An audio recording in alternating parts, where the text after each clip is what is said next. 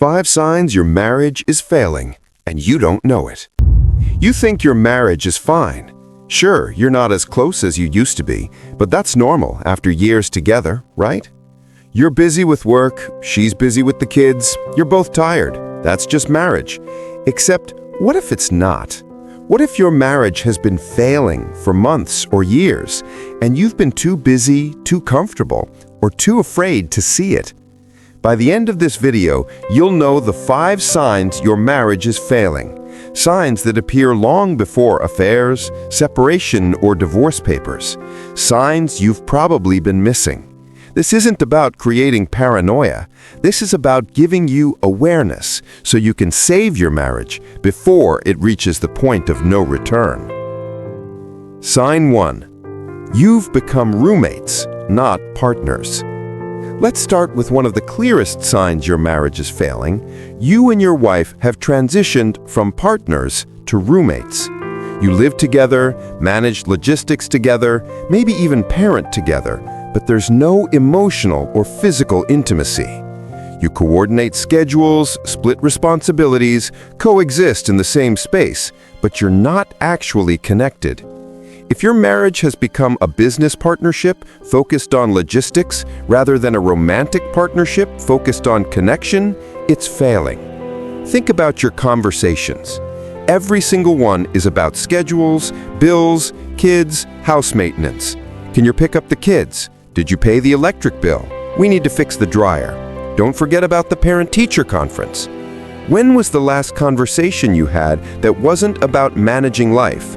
When did you last talk about how you're feeling, what you're thinking, what you're dreaming about? Functional marriages include logistics. You have to coordinate life, but they also include connection. When only logistics remain, your marriage is just a business arrangement where you split household duties and childcare responsibilities. Look at your daily routines. You have yours, she has hers, they barely overlap. You come home from work, she's doing her thing, you do yours. Maybe you eat dinner together while both scrolling on your phones. Then you go to separate activities. You watch TV while she reads. You go to the garage while she does whatever. You might be able to describe what she does all day, but you have no idea how she feels about any of it. You're coordinating logistics like roommates, not sharing lives like partners. When was the last date night? Not family dinner, not running errands together, not a function you had to attend. An actual date where it was just the two of you, focused on each other.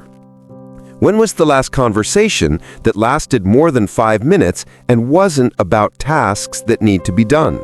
When did you last do something fun together? If months or years have passed since you prioritized time together, your marriage is running on fumes.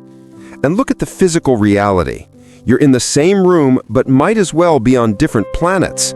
You sit on the same couch watching TV without touching, talking, or even really acknowledging each other.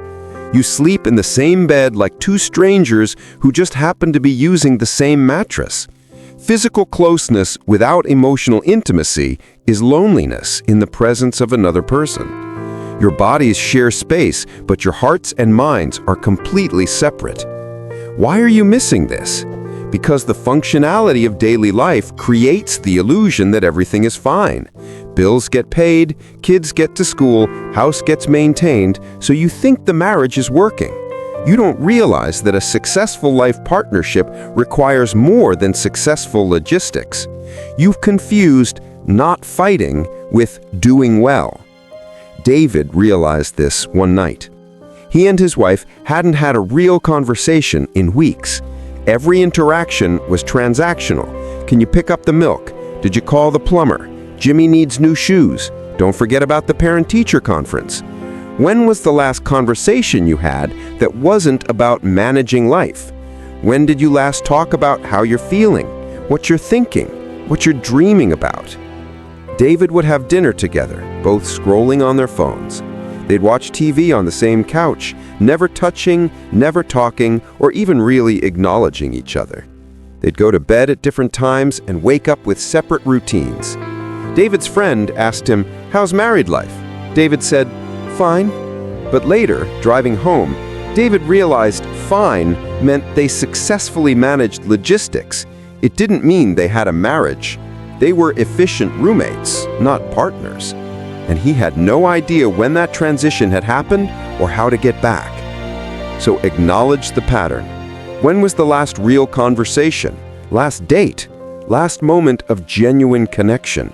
Schedule dedicated connection time, weekly date nights, daily 15-minute check-ins without phones or distractions. Have conversations beyond logistics. Ask, how are you feeling? Not just what needs to be done. Rebuild physical touch without agenda. Hold hands, hug, sit close, and address it directly with your wife. I feel like we'd become roommates. I want to be partners again. Can we work on this together? Sign 2. She's stopped complaining, and that's worse than constant complaints. Here's a sign that confuses most men. Your wife has stopped complaining, and your first thought is probably, finally, peace and quiet. But here's what you need to understand. When a woman stops complaining, it's often not because she's happy. It's because she's given up. Complaints and nagging are signs she's still fighting for the marriage, still hoping you'll change, still invested in making things better. When she stops complaining, she's often stopped caring. Think about what used to happen. For years, she complained about the same things. Maybe you weren't helping enough around the house. Maybe she felt you weren't emotionally available. Maybe you prioritized work or friends over family time. Whatever it was, she'd bring it up. You'd fight about it. She'd try to make you understand why it mattered to her. The cycle would repeat. Then suddenly, the complaints stop. You do the exact same things that used to trigger arguments, and now nothing. You work late every night, no complaint. You spend the entire weekend golfing, no complaint. You forget your anniversary, barely a reaction. Just a quiet, it's fine, or whatever. You think she's finally accepted you for who you are, but she hasn't accepted you. She's accepted that you won't change, and she's making peace with leaving or staying in a dead marriage. Listen to her responses when you ask for her opinion. Things that would have sparked strong feelings before, now she says, whatever you want, or I don't care, with complete apathy. She's not being accommodating, she's being disengaged. You make decisions that directly affect her, and she has no reaction because she stopped being invested in the marriage or in trying to make you understand what she needs. She used to try to get you to open up emotionally, spend more time together, be more involved with her and the kids. Now she doesn't ask anymore. She stopped trying to get you to be the husband she needs because she's accepted you can't or won't be that person. When someone stops giving feedback, growth stops. And when growth stops in a marriage, the marriage dies. You might sense a sadness or resignation in her, but she won't talk about it. When you ask if something's wrong, she says, I'm fine, in a way that clearly communicates she's not fine. But she won't fight with you about it anymore. She's mourning the marriage while still in it. She's processed the disappointment and is now just existing in the marriage, not living in it. Why are you missing this? You're relieved the nagging stopped. It was exhausting and made you feel like a failure. You interpret her silence as acceptance and peace. But peaceful resignation is not the same as peaceful satisfaction. You wanted her to stop complaining so badly that you didn't ask why she stopped. Michael experienced this exactly. For 3 years, his wife complained constantly that he worked too much, wasn't present with the kids, didn't help around the house. Michael would get defensive, they'd fight, she'd cry, he'd promise to do better, then nothing would change. Then one day, the complaint stopped. Michael was relieved, thank God she's finally off my back. Michael kept working 70-hour weeks, his wife said nothing. He'd come home at 9 p.m. to find dinner cold on the counter, kids already in bed, wife reading a book. She'd barely look up to say hello. One night Michael asked, "You seem distant. Is everything okay?" She looked at him with tired eyes. "Everything's fine, Michael." But her tone said everything wasn't fine. When Michael pushed, "You haven't complained about my hours in months." She said quietly, "I stopped complaining because I accepted you're not going to change. I made peace with who you are." 6 months later, she filed for divorce. Michael never saw it coming because he'd mistaken her silence for contentment. So recognize that silence isn't peace. If complaints stopped but connection didn't improve, something's wrong. Ask directly. You used to bring this issue up a lot. You don't anymore. Have things improved or have you given up? Look for apathy. Is she uninvested in decisions, plans, the marriage? Address resignation. I sense you've checked out. Please talk to me about what's happening. And if she confirms she's given up, marriage counseling is urgent. You're in crisis. Sign 3. Your emotional and physical intimacy has died. When both emotional and physical intimacy die in a marriage, the relationship is failing regardless of what the external structure looks like. If you're not having sex, not being affectionate, not having vulnerable conversations, not sharing your inner lives, you're married in name only. Most men notice when sex stops, but they don't always recognize that the loss of emotional intimacy is equally damaging. When both are gone, the marriage is dead or dying. Let's talk about the bedroom first. Sex has decreased from regular to rare to virtually non-existent. Months pass between sexual encounters. When sex does happen, it feels obligatory or mechanical. There's no passion, no connection, no enthusiasm. She seems to be going through the motions, fulfilling an obligation. While sexual frequency naturally decreases over time, complete absence or sex that feels like a chore indicates serious problems. Sexual intimacy is the thing that distinguishes marriage from friendship. Without it, you're just friends who happen to share bills and living space. But it's not just sex. Physical affection in general is gone. No more casual touches, hand-holding, cuddling, kissing. You don't hug hello or goodbye. When you're in the same space, you maintain physical distance. You reach for her hand while watching TV and she pulls away or doesn't respond. Her body is showing you what her words might not. She's not attracted to or comfortable with physical closeness anymore. The emotional intimacy has died too. You don't share your fears, dreams, struggles with each other anymore. Conversations stay surface level. No depth, no vulnerability, no real sharing of your inner lives. You don't know what she's really thinking or feeling about important things. She doesn't know what's going on inside you either. Emotional intimacy requires vulnerability. When you stop being vulnerable with each other, you become strangers who share an address. Here's the critical part. Neither of you is making effort to restore intimacy. Date nights don't happen. Bedroom time is for sleep only. You've both accepted a sexless, emotionally distant marriage as normal. If neither of you is fighting to restore intimacy, you've both given up on that aspect of marriage. Intimacy dies when no one is willing to fight for it. Why are you missing this? You tell yourself it's normal for marriages to cool down over time. You're busy with work, kids, life. You rationalize that intimacy is a luxury you don't have time for. You're afraid to push for intimacy because repeated rejection hurts, so you stop trying. You've normalized a level of disconnection that should alarm you. Jason couldn't remember the last time he and his wife had sex. 6 months, 8? He'd stopped initiating because the rejection was too painful. His wife never initiated. They'd gone from a passionate relationship early in marriage to complete physical estrangement. But it wasn't just sex. They didn't cuddle anymore. They didn't hold hands. They barely hugged. And emotionally, they were just as distant. Jason didn't share his work stress with her anymore because she seemed disinterested. She didn't tell him about her life beyond surface details. Their conversations were about groceries, kids' schedules, home repairs. When Jason's father died, Jason cried alone in his car rather than seeking comfort from his wife because he knew she wouldn't provide it, and he didn't feel safe being vulnerable with her. They were married, they lived together, they co-parented, but they had zero intimacy. Jason's wake-up call came when his therapist asked, "What's the difference between your marriage and a business partnership?" Jason couldn't answer. So, acknowledge the intimacy death. Face that both emotional and physical connection are gone. Start with emotional intimacy, begin having real conversations, share something vulnerable, ask deep questions. Address the dead bedroom directly. Our sex life is non-existent and that's not okay with me. We need to work on this. Rebuild non-sexual touch. Start with small things like holding hands, hugging, and kissing hello and goodbye. And get professional help.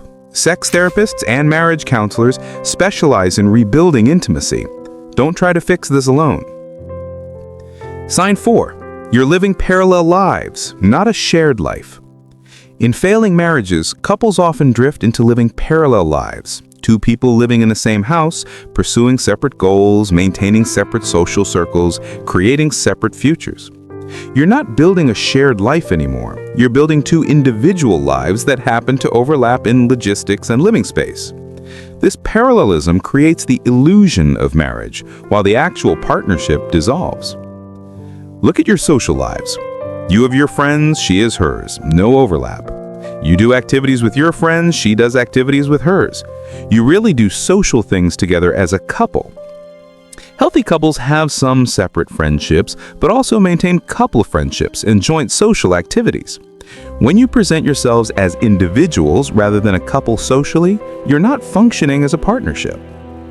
Think about goals and vision for the future. You have career goals, personal goals, life plans. They don't include her input or participation. She has her own goals and plans. You're not part of them. You don't discuss the future as we or us, only as I and me. You make major decisions about your life without consulting her because you don't see how it affects the marriage. You only see how it affects you individually. Marriages require shared vision. When you're each pursuing individual paths with no integration, you're not actually married in any meaningful way. Notice the he's and hers everything. Separate bank accounts, separate hobbies, separate schedules, separate everything. Your lives have so little overlap that someone observing couldn't tell you're married. You operate as autonomous individuals who happen to share an address. Some financial and personal autonomy is healthy. Complete separation in all areas means you're not integrated as a couple. And you don't include each other in important moments. You have a work achievement, you celebrate with colleagues, not with her. She has something important happen, she processes it with her friends, not with you. You're not each other's first call for good news or bad news. Partners should be each other's primary support and celebration system. When you've been replaced by others in this role, the marriage is failing. Why are you missing this? You tell yourself it's normal for marriages to cool down over time. You're busy with work, kids, life. You rationalize that intimacy is a luxury you don't have time for. You're afraid to push for intimacy because repeated rejection hurts, so you've stopped trying. You've normalized a level of disconnection that should alarm you. Chris realized his marriage was failing during a dinner party when someone asked him and his wife, "What are you guys up to these days?" Chris talked about his golf league and upcoming fishing trip. His wife talked about her book club and yoga certification. The friend said, "Wow, you guys are both so busy." Chris suddenly heard it. They'd each described their separate lives. There was no we. Chris had his friends, his hobbies, his goals. His wife had her friends, her hobbies, her goals. They shared a house and kids, but had built completely separate lives. Chris couldn't name a single thing they did together regularly besides parent. He couldn't identify a shared goal they were working towards. He couldn't remember the last time they'd done something fun together. They were two people living parallel lives that happened to intersect at the dinner table and the mortgage payment. That wasn't a marriage, that was cohabitation. So identify the degree of separation. How much of your life is truly shared versus separate? Create shared activities. Find hobbies, activities, or goals you can pursue together. Integrate your social lives. Plan couple social activities. Develop friendships with other couples. Talk about your shared future. Where do we want to be in 5 years as a couple? What are we building together? And address the separation directly. I feel like we're living separate lives. I want us to build a shared life. How do we start? Sign 5. You're avoiding home, and she's not asking why. The final sign your marriage is failing is you're actively avoiding being home, and your wife doesn't question it or seem to care. When a man starts avoiding being home, working late consistently, finding reasons to stay out, preferring to be anywhere but in his own house, and his wife doesn't ask why or try to address it, the marriage is in serious trouble. Healthy marriages involve partners wanting to be together. Failing marriages involve partners finding reasons to be apart. Look at your pattern. You work late even when you don't have to. You volunteer for business trips, overtime, weekend work. You schedule activities, hobbies, gym time, anything to delay going home. You're not busy, you're avoiding. When home feels like a place you need to escape rather than a place you want to be, the marriage is failing. Notice how you feel. Being at work, with friends, alone in your car, anywhere but home, feels better than being with your wife. You feel tension or dread as you drive home. You notice you're happier when she's not around. You used to look forward to seeing her. Now you look for reasons to avoid her. You're emotionally disconnected, and your behavior shows you'd rather be anywhere than with your spouse. And critically, she doesn't question your absence. You come home at 9 p.m. instead of 6 p.m. She doesn't ask why. You take a work trip and extend it. She doesn't care. You're gone most weekends. She seems fine or even relieved. In healthy marriages, partners miss each other and question unusual absences. In failing marriages, absence is preferred by both people. Home has become a source of stress, not comfort. You don't feel relaxed at home. Being in the house feels tense, uncomfortable, or depressing. Your home should be your refuge. Instead, it's the place you most want to escape. Your stress decreases when you leave home and increases when you return. Both of you are creating distance. You through absence, her through not caring about your absence. Why are you missing this? You rationalize your absence as work demands, personal hobbies, needing me time. You tell yourself every guy needs space from his wife sometimes. You don't acknowledge that completely avoiding your wife is different from needing occasional space. You know something's wrong, but you're more comfortable avoiding it than addressing it. Rob noticed he was working later and later. Even when his work was done, he'd stay at the office, go to the gym, meet friends for drinks, anything to delay going home. When he finally got home at 9 or 10 p.m., his wife would be in the bedroom or watching TV. She'd barely acknowledge his arrival. Hey, that was it. No, where were you? No, I missed you. No concern or interest. Rob realized he was relieved she didn't ask because he didn't have a good answer for why he didn't want to be home. One week, Rob came home late every single night. On Friday, he stayed out until 11 p.m. His wife said nothing. The next weekend, Rob went golfing Saturday and to a friend's house Sunday. His wife seemed happy he was gone. Rob's wake-up call came when a buddy asked, "Man, you're never home anymore. What's going on?" Rob said, "Just busy." But later, he realized he was avoiding home because there was nothing there he wanted to come home to. And his wife wasn't fighting for him to come home because she preferred his absence. Both of them were done. So recognize the pattern. Why are you avoiding home? Be honest with yourself. Notice her response. Does she miss you or prefer your absence? Stop avoiding. Force yourself to be present at home even though it's uncomfortable. Address it directly. I've been avoiding being home and you haven't said anything about it. We need to talk about what's happening with us. And seek immediate help. If you're both avoiding each other, the marriage is in crisis. Get to a counselor immediately. Before I wrap this up, if this video opened your eyes to problems in your marriage you've been ignoring, hit that subscribe button. We give you the real talk about relationships, even when it hurts. All right, let me bring it home. If you're realizing your marriage is failing and you're wondering what she's thinking but not saying, watch our next video on the 5 things she'll never tell you but wishes you knew. Understanding what your wife needs but won't articulate might be the key to saving your marriage before it's too late. Links in the description. Let's recap the 5 signs your marriage is failing and you don't know it. Sign 1.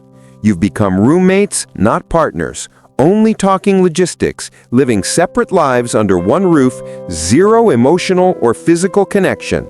Sign 2. She stopped complaining, not because she's happy, but because she's given up on you changing. Sign 3. Your emotional and physical intimacy has died. No sex, no vulnerability, no closeness of any kind. Sign 4. You're living parallel lives, separate goals, friends, activities, futures that don't integrate. And sign 5. You're avoiding home and she's not asking why. Both of you prefer distance to togetherness. Here's the truth about failing marriages. They don't fail overnight. They fail gradually over months and years of neglect, disconnection, and choosing everything else over the relationship. By the time these signs appear, significant damage has already been done. But here's the good news. If you're recognizing these signs now, you still have time to act. Not all failing marriages have to end in divorce. Some can be saved, but only if both people are willing to fight for them. The question is, are you and your wife willing to do that work? If you recognize 3 or more of these signs, your marriage is in serious trouble. You need to have an honest conversation with your wife about what's happening. Don't avoid it because you're afraid of the answer. Don't rationalize that things aren't that bad. Face reality so you can either fix your marriage or make informed decisions about your future. The worst thing you can do is continue sleepwalking through a failing marriage, waking up years from now with even more damage and fewer options. If this video opened your eyes, subscribe to this channel. We give you the real talk about relationships, even when it hurts. Drop a comment telling me which sign hit home for you. Or if you've been through a failing marriage, whether you saved it or it ended, share what you learned. Your experience might help another man face reality. You deserve a marriage that's more than logistics and cohabitation. You deserve a wife who's your partner, your lover, your best friend. A marriage where you want to go home, where you're building a shared life, where intimacy is alive. If your marriage isn't giving you that, you have 2 choices: fight to restore it or accept it's over. The one thing you can't do is keep pretending everything is fine when it's not. Face reality, then decide what you're gonna do about it.